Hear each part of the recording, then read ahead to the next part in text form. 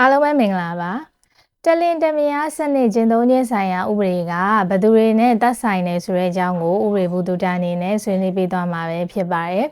တလင်တမယားစနစ်ကျင့်သုံးခြင်းဆိုင်ရာဥပဒေပုံမှန်2မှာဆိုရင်တော့မြန်မာနိုင်ငံမှာနေထိုင်တဲ့သူအားလုံးမြန်မာနိုင်ငံပြင်ပမှာနေထိုင်တဲ့နိုင်ငံသားတွေမြန်မာနိုင်ငံမှာနေထိုင်စဉ်နိုင်ငံခြားသားနဲ့ထိမ်းမြတဲ့နိုင်ငံခြားသားတွေလူမျိုးမရွေးဘာသာမရွေးအားလုံးလိုက်နာရမယ်လို့ပြဋ္ဌာန်းထားပါတယ်